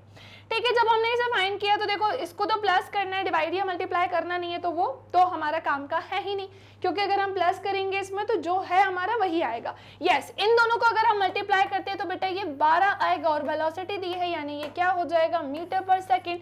यानी बेटा मैंने एक चीज तो आपको फाइंड करके बता दी कि इसकी वेलोसिटी कैसे निकलेगी, यानी इसकी फाइनल वेलोसिटी अंतिम वेग कैसे निकलेगा। समझ पा रहे हो कि नहीं समझ पा रहे हो, कमेंट सेक्शन में बताते चलना, एक एक स्टेप क्लियर हो रही है कि नहीं। चलो भाई, तो एक चीज तो निकाल दी, अब क्या करें मैम, तो अब हमें करना होगा यहाँ पर दूसरा समीकरण लगाना होगा। सो मैं यहाँ पर लिख रही हूँ गति के दूसरे समीकरण के अनुसार, गति के दूसरे समीकरण के अनुसार, जो कि बेटा क्या होता है, तो सुनो सुनो सुनो, गति का दूसरा समीकरण होता है s = ut + ½ at²। ओके, चलिए एक काम करिए, पहले तो इसका स्क्रीनशॉट लीजिए और एक बार खुद से ट्राई करिए कि आपसे बन रहा है या नहीं। चलिए बेटा स्क्रीनशॉट ले लिया आपने, आगे बढ़ते हैं। अब हम तो हमने क्या देखा, हमने ये कहाँ गया, हाँ, तो हमारे पास क्या निकालना था भैया, दूरी निकालनी थी, जो कि हमारे पास नहीं है, तो हमने इसको ऐसे का ऐसा रहने दिया। इनिशियल वेलोसिटी बेटा हमारे पास 0, ऐसे खड़े हो जाती हूँ मैं। टाइम कितना दिया है, टाइम कितना दिया है, 120 सेकंड का दिया है, अंत में ये 0 ही होना है, 1/2। एक्सेलरेशन कितना दिया है बेटा हमारे पास, तो वो 0.1 दिया है। एंड नेक्स्ट आते हैं हमारे पास टाइम इन, अगेन कितनी हो जाएगी, सो भैया ये 120 का स्क्वायर होगा। चलो सॉल्व करते हैं, ये हमारा 0 ही होने वाला है, 1/2 × 0.1 × 14400 ये होगा। डिवाइड कर देते हैं, 2 × 7 = 14, 2 दूनी 4, 0 0, ऐसे ही तो जाएगा ना। हमने क्या देखा भैया, 2 × 7 = 14 होता है ना, 2 × 2 = 4, और ये 0 ऐसा चला जाएगा। अब हम क्या करने वाले हैं, सो हमने ये किया है कि s = है ना, कुछ छूटा तो नहीं है ना, सारी चीजें सही थी ना, u अपनी जगह, t अपनी जगह, फिर हमारा एक्सेलरेशन 0.1 ही है, टाइमिंग इतना हो जाएगा। ठीक है, तो हमने क्या देखा भैया, ये तो हमारा 0 ही था, लेकिन जब हम इसका मल्टीप्लाई, जैसे अगर हम इसे सॉल्व भी करेंगे ना बेटा, जैसे मल्टीप्लाई करेंगे तो भैया ये 720 क्या निकल कर आएगा, मीटर, और बेटा यही इसका क्या होगा, करेक्ट आंसर होगा। कितना आंसर होगा इसका, 720 मीटर ही इसका करेक्ट आंसर होगा। सो ये भी मैंने आपको सॉल्व करके बता दिया, डिस्टेंस पूछी थी और वेलोसिटी पूछी थी, दोनों ही चीजें हमने यहाँ पर देख ली है। नाउ नेक्स्ट क्वेश्चन की तरफ आते हैं। अब है हमारे सामने क्वेश्चन नंबर 2। चलो जल्दी से सॉल्व करते हैं इसे, ठीक है। कोई रेलगाड़ी 90 km/h, और हाँ लाइक शेयर तो हो रहा है ना, कमेंट्स चल रहे हैं प्रॉपर कि नहीं चल रहे हैं, बेटा पढ़ लो, है ना चाहकर भी ये वीडियो बड़ी हो चुकी है क्योंकि न्यूमेरिकल्स है इसमें, न्यूमेरिकल्स में हवा में सॉल्व नहीं करा सकती हूँ, स्मूथली प्यार से सॉल्व कराने, इसलिए टाइम तो जाएगा ना, तो मैं ज्यादा बात नहीं कर रही हूँ, पढ़ा रही हूँ शांति से, इसलिए पढ़ लो, ठीक है। कोई रेलगाड़ी 90 किलोमीटर पर आवर के चाल से चल रही है, ब्रेक लगाए जाने पर वह -0.5 मीटर पर सेकंड स्क्वायर का एक समान त्वरण उत्पन्न करती है। रेलगाड़ी विराम अवस्था में आने के पहले कितनी दूरी तय करेगी? तो सुनो, पहले मेरी बात, ये है हमारी initial velocity 90 kilometre per hour. Okay, अब हमने क्या देखा कि हमारे पास क्या है भैया, ब्रेक लगाए जाने पर एक्सेलरेशन दे दिया, ठीक है भैया, वो कितना है -0.5 मीटर पर सेकेंड स्क्वायर है। और क्या है हमारे पास? और कुछ भी नहीं है, बस इतनी ही चीजें थी। और हाँ, रेलगाड़ी विराम अवस्था में आने के पहले कितनी दूरी तय करेगी? तो भैया विराम अवस्था में आने के पहले डिस्टेंस बताना है, मतलब ये हमारी क्या हो जाएगी 0, और हमें फाइंड करना है s। अब मेरी बात ध्यान से सुनेंगे, हम पहले तो इसे सॉल्व करते हैं। 90 × 5/18, 18 5 90, 55 25 मीटर पर सेकेंड। ऐसे ही करते हैं ना हम लोग, वो क्या बोलते हैं, पहाड़े टेबल्स ऐसे ही तो बोलते हैं। तो सुनो, अब मैं यहाँ पर करने जा रही हूँ, लगाने जा रही हूँ गति का तीसरा समीकरण। मैंने लगाया है यहाँ पर गति का तीसरा समीकरण। तो गति का तीसरा समीकरण हमसे क्या बोलता है? 2as = v² - u²। 2 हमारा 2 ही है, एक्सीलरेशन हमारा कितना है? सो -0.5 मल्टीप्लाई s का s ही रहेगा। v हमारे पास कितना दिया है? 0 का स्क्वायर माइनस u हमारे पास कितना दिया है भैया? 25 का स्क्वायर। सॉल्व करेंगे बेटा इसको, देखो इन दोनों को मल्टीप्लाई करेंगे ना, -1 आएगा, s का s रहने दो, और ये 0 का 0 आएगा, -625। तो इसको हम डायरेक्ट लिख देते हैं क्योंकि माइनस करेंगे 0 से 625 ही आना है, और ये s ये माइनस का होगा, कुछ नहीं करना है, इसको इससे उड़ा दो। और हमने देखा कि अब हमारा ये s कितना निकल कर आएगा। तो सुनो, अब हमारा जो ये s है ना, ऑब्वियस सी बात है कि हमारा s कितना निकल कर आएगा? 625 मीटर, और यही इसका क्या हो जाएगा बेटा? आंसर होगा। देन ये भी क्वेश्चन होता है यहाँ पर पूरा। अगले क्वेश्चन की तरफ आते हैं अब हम। ये रहा हमारा अगला क्वेश्चन। एक ट्रॉली एक आनत तल पर 2 मीटर पर सेकंड स्क्वायर के त्वरण से नीचे आ रही है। गति प्रारंभ करने के 3 सेकंड के पश्चात उसका वेग क्या होगा? वेलोसिटी क्या होगी? तो सुनो, चलो सॉल्व करते हैं। पहली बात तो हमारे पास एक्सीलरेशन दिया है, वो दिया है 2 मीटर पर सेकेंड स्क्वायर, और हमसे क्या बोल रहे हैं? तो गति प्रारंभ करने के 3 सेकंड के पश्चात उसका वेग क्या होगा, मतलब वेलोसिटी क्या होगी। यानी कि एक चीज तो समझ में आ गई, हमारे पास यहाँ इनिशियल भी दिया है 0 और एक्सेलरेशन दिया है कि एकानत तल पर ये 2 मीटर पर सेकेंड स्क्वायर के त्वरण से नीचे आ रही है। अब कह रहे हैं कि भैया टाइम कितना लग रहा है? 3 सेकंड का, और कह रहे हैं कि वेग बता दो, वेलोसिटी बता दो। क्या करेंगे भैया? गति के पहले समीकरण के अनुसार, पहले समीकरण के अनुसार, और ये हमसे क्या कह रहा है? सो v = u + at। v हमें नहीं पता है, u हमारा 0 है, एक्सेलरेशन हमारा कितना दिया है? 2, और टाइम कितना दिया है? 3। यानी ये वेलोसिटी कितनी आ जाएगी? 6 मीटर पर सेकेंड आ जाएगी। कितनी आ जाएगी? 6 मीटर पर सेकेंड। इसका यही क्या होगा? करेक्ट आंसर होगा। ठीक है, सिंपल सा क्वेश्चन था, हमसे वेग पूछा था, हमने फाइंड कर दिया, जो जो चीजें गिवन थी सबको एक जगह पुट कर दिया। आते हैं अब हम हमारे अगले क्वेश्चन की तरफ। ये भी बड़ा प्यारा सा क्वेश्चन है। एक रेसिंग कार का एक समान त्वरण यहाँ पर दिया है, लो भैया 4 मीटर पर सेकेंड स्क्वायर, टाइम लग रहा है 10 सेकेंड का। हमें इसके पश्चात वे कितनी दूरी तय करेगा? लो भैया ध्यान से सुनो, एक रेसिंग कार का एक समान त्वरण हमें 4 मीटर पर सेकेंड स्क्वायर दिया है, ठीक है, और गति प्रारंभ करने के 10 सेकंड के पश्चात वह कितनी दूरी तय करेगा। हमें बेसिकली यहाँ पर क्या फाइंड करना है? डिस्टेंस यहाँ पर फाइंड करना है, लेकिन हमें गति प्रारंभ करने के पश्चात बोला है। पश्चात यानी गति प्रारंभ तो हो चुकी है, तो यानी मैं क्या बोल सकती हूँ, इनिशियल वेलोसिटी इसकी 0 है। अब ऐसा करने के पश्चात वह कितनी दूरी तय करेगा, यानी हमें क्या बताना है, s। तो गति के दूसरे समीकरण के अनुसार, गति के दूसरे समीकरण के अनुसार, देखा ऐसे लगाने होते हैं हमको क्वेश्चंस, इस तरह से इसे सॉल्व करना होता है कि s इज इक्वल्स टू भैया ut प्लस हो जाएगा हाफ at स्क्वायर, और s हमारे पास नहीं पता है, u हमारे पास 0 है, टाइम हमारे पास 10 सेकेंड का है, प्लस 1/2 एक्सेलरेशन हमारा 4 है, टाइम हमारे पास 10 का स्क्वायर, यानी कि ये कितना हो जाएगा, 100 भी लिख सकते थे। अच्छा, ये तो हमारा 0 हो जाएगा मल्टीप्लाई में, है ना। अब हमने क्या देखा, इसको इससे काट देते हैं, सो ये हमारा क्या निकल कर आ जाएगा भैया, 200 मीटर। ओके, सो हमारा यहाँ पर डिस्टेंस कितनी निकल कर आएगी, 200 मीटर। दैट्स इट, दूरी हमें बतानी थी, हमने बता दी। लास्ट क्वेश्चन की तरफ आते हैं अब हम, और ये रहा हमारा आज का अंतिम प्रश्न। ओके, ध्यान से सुनिएगा बेटा, किसी पत्थर को ऊर्ध्वाधर ऊपर की ओर 5 मीटर पर सेकंड के वेग से फेंका जाता है। चलो भैया, ऊपर की ओर फेंका जा रहा है, जिसका प्रारंभिक वेग हमें कितना देकर रखा है, क्लियर तो बोला है, कितना होगा भैया, 5 मीटर पर सेकंड।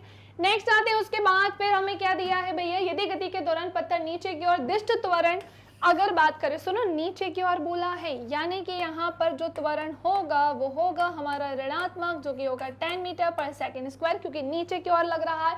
इसी के साथ हमें क्या बोल रहे हैं कि पत्थर के द्वारा कितनी ऊंचाई प्राप्त की गई। एक चीज और, जब इसे नीचे की ओर दिष्ट त्वरण की बात करेंगे, पहली बात तो उसे ऊपर फेंका गया है ना। अब ध्यान से सुनो, इसके अंतिम वेग भी कितना हो जाएगा, 0 होगा, क्योंकि एक पॉइंट के बाद भाई उसकी वेलोसिटी 0 भी तो होगी, तभी तो वो नीचे आएगा ना।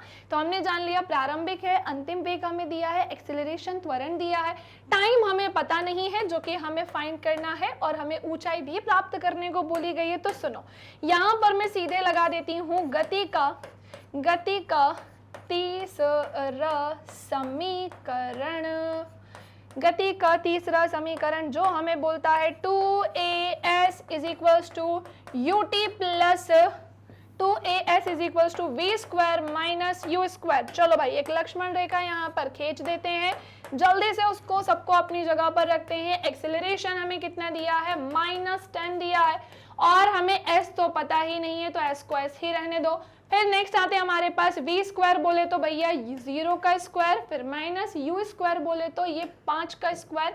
ठीक है, हमने सबको उसकी जगह पर रख दिया। सॉल्व करें, तो हमने जब सॉल्व किया तो भैया ये माइनस का 20s हो जाएगा, और जब यहाँ सॉल्व करेंगे तो ये तो 0 होगा, और ये -25, तो इसे तो हम ऐसे भी लिख सकते हैं ना, -25। ओके, अब एक काम करते हैं, ये माइनस को माइनस से उड़ा देते हैं, जो कि हम एज यूजुअल मैथ्स में भी करते हैं। 25 का 25 ये इसके अपॉन में चला जाएगा, जो कि हो जाएगा 20। हम इसे कैसे क्रॉस करेंगे, 5 से जाएगा, 5 4 20 और 5 5 25। अब हम इसे अगर देखो चाहो तो आप 5/4, लेकिन वो पूरा समझ में आपको आएगा नहीं, तो हम एक काम करते हैं, इसको डिवाइड कर देते हैं, 4 1 4, पॉइंट लगा के 0, 4 2 8, फिर यहाँ पर क्या आ जाएगा, 2 बचेगा, फिर हम क्या करेंगे, पॉइंट लगा एक 0 लगा देंगे, और 4 5 कितना होता है भैया 20, यानी ये कितना निकल कर आएगा, तो s निकल कर आ जाएगा 1.25 मीटर। पर अभी आंसर नहीं हुआ ये, क्यों, क्योंकि हमने अभी s निकाला है, जो बेसिकली यहाँ पर हमारी पत्थर के द्वारा कितनी ऊंचाई प्राप्त की गई उसके आधार पर हमने बता दिया कि ये हमारा 1.25 मीटर, ये इसकी हाइट के बेस पे हमने इसे निकाला है। अब बात आ रही है कि वहां पहुंचने में टाइम कितना लगा, तो सुनो, जगह चाहिए इसके लिए तो, है ना, इसके लिए तो हमें चाहिए क्या, जगह। तो मुझे इसको पहले तो छोटा करना होगा, छोटा करने के बाद मुझे ये पूरा मिटाना होगा, जो कि मुझे लग नहीं रहा कि ये मिटेगा। मिट जा भाई, क्या समस्या है इसको। चलो, एक लक्ष्मण रेखा खींचनी होगी, है ना, जो कि हमने यहाँ पर खींची। अब हमें यहाँ पर लगाना होगा गति का पहला समीकरण, गति का पहला समीकरण। ठीक है, पता है जो हमसे क्या बोलता है, अभी कितनी बार तो लगा चुके हैं, v is equals to u plus 80। Time निकालना है, सबसे सिंपल यही लगाते हैं। v हमारे पास 0 दिया है, u हमारे पास 5 दिया है, प्लस एक्सेलरेशन कितना दिया है, -10 दिया है। ओके, मल्टीप्लाई बाय क्या हो जाएगा हमारा, ये 10 होगा, ठीक है, मल्टीप्लाई बाय t होगा। हमने क्या देखा, सो भैया ये हमारा हो जाएगा 5 प्लस माइनस -10t। एक काम करो, इसे भी यहाँ लेकर चले जाओ, -5 इज इक्वल्स टू -10t। अब हम क्या कर सकते हैं, माइनस को माइनस से उड़ा सकते हैं, और हम क्या कर सकते हैं, तो हमने ये किया है कि ये हमारा इधर अपॉन में चला जाएगा। सो 5 अपॉन में 10 इज इक्वल्स टू t। अब हम इसे कट कुट करेंगे, 5 1 5, 5 2 10। तो अब टाइम 1/2 सेकेंड अजीब सा हो जाएगा, तो इसको हम करते हैं डिवाइड। अब ये भाई 2 के टेबल में 1 तो आता नहीं है, सीधे पॉइंट लगाओ, 0 कर दो, 2 5 जा क्या हो जाएगा 10। यानी हमने क्या देखा कि टाइम कितना लगा, 0.5 सेकेंड का। ये हमारा क्या होगा, करेक्ट आंसर होगा। और मैं आशा करती हूँ कि आपको ये वाला क्वेश्चन भी अच्छे समझ में आ गया होगा। पत्थर के द्वारा कितनी ऊंचाई प्राप्त की गई, उसे वहां पहुंचने में कितना समय लगा, हमने दोनों ही चीजें यहाँ पर फाइंड कर ली हैं। दैट्स इट, आज के लिए इतना ही। वीडियो कैसी लगी है कमेंट सेक्शन में ज़रूर बताइएगा। थोड़ी सी वीडियो बड़ी हो गई क्योंकि न्यूमेरिकल्स से कोई और ऑप्शन नहीं था, छुड़वा नहीं सकती थी, इसलिए हर एक चीज़ क्लियर की कि ऐसे न्यूमेरिकल सॉल्व होते हैं। क्लास 9 फिजिक्स का पहला चैप्टर था, तो भाई इतनी मेहनत तो बनती ही है। ओके, सो भाई इसी बात पे वीडियो को लाइक कर दो, शेयर कर दो, और हमारे प्यारे से चैनल को सब्सक्राइब कर दो। Facebook, Instagram, Twitter, Telegram, WhatsApp, ये हमारे मैग्नेट ब्रेन्स के कुछ अदर प्लेटफॉर्म से ई नोट्स और ई बुक की लिंक आपको नीचे मिलेगी डिस्क्रिप्शन बॉक्स में। इसी के साथ YT पर भी बेटा आप हमारी क्लासेस ले सकते हैं, जहां पर मेरी लाइव क्लास, रिकॉर्डेड दोनों ही चीजें होती हैं। एप्लीकेशन के थ्रू भी बेटा आप हमसे जुड़ सकते हैं, क्योंकि magnet brains India's number 1 100% free online education platform. साथ ही साथ वेबसाइट के थ्रू भी आप हमसे जुड़ के हमारे सेशंस अटेंड कर सकते हैं। खूब पढ़ाई करिए ताकि क्लास 9th के बाद 10th में आपके इतने अच्छे मार्क्स आए कि हम आपकी फोटो में 10th और 12th में यहाँ पर लगा के प्राउडली कह सके कि हमारे MB के मैग्नेट ब्रेन्स के प्यारे प्यारे से बच्चे हैं। और ये है हमारे हिंदी इंग्लिश मीडियम के top courses, CBSE board, Delhi board, Bihar board, UP board, MP board, Rajasthan board, वैदिक मैथ्स क्रैश कोर्स और स्पोकन इंग्लिश। आज के लिए इतना ही। कैसा लगा सेशन कमेंट सेक्शन में जरूर बताइएगा, कोई डाउट हो तो पूछिएगा। मिलेंगे नेक्स्ट क्लास में। Thank you class.